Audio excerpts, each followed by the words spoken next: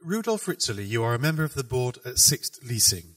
What do you see as being the main impact of the crisis in the Eurozone on the automotive and fleet business? The first and most obvious impact that we see is less registrations of new cars in the Eurozone. We are at -7% this year, even if, of course, the picture varies country by country.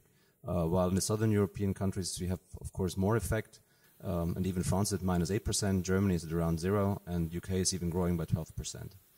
That this puts OEMs under a lot of pressure is pretty clear, and what we're seeing right now is increasing discount for new cars, which sounds like good news, but at the same time, of course, this puts residual values much more under pressure, and we see more volatility and more risk, which might counterbalance this positive effect that we see in the first place by increasing discounts. Thank you for that. Tell us a little bit about interest rates and other elements which you think are important. What we're seeing right now, what we're experiencing right now is that interest rates in some countries are as low as they've never been. And this, of course, in the first place seems or is an advantage when it comes to the overall cost of leasing or owning a car, of course. But if these interest rates are going to stay as low as they are right now, it's very hard to predict. And I think we have to prepare even for scenarios where interest rates might rise significantly, as we've seen, for example, in 2007.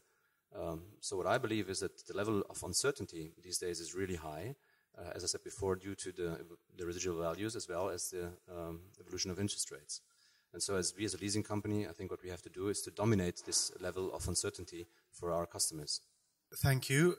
What do you think are the key lessons for international fleet managers looking to the future at the moment? I think that as the business is becoming more and more international, it's becoming very important for fleet managers to rely on trusted and tried services on an international basis, which means that it would make sense to rely on partners who can ensure standardized processes and services on an international basis.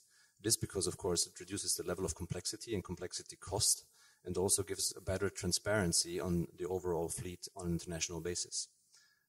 However, I think this shouldn't be a dogma by only working with companies who have a huge international footprint, but also implies looking country by country who the best supplier could be.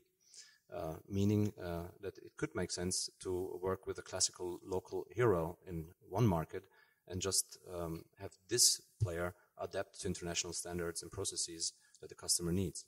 And finally, how do you see the future of leasing companies in the trend towards mobility management rather than just car fleets?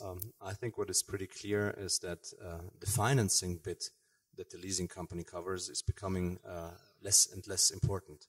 A leasing company really should become a partner in the fleet management of our customers, which according to me implies three things. First is that we have to provide flexibility for our customers, not only through maybe longer leasing periods or flexible leasing periods, but also by providing integrated mobility solutions, such as, for example, long-term rent, just to name one.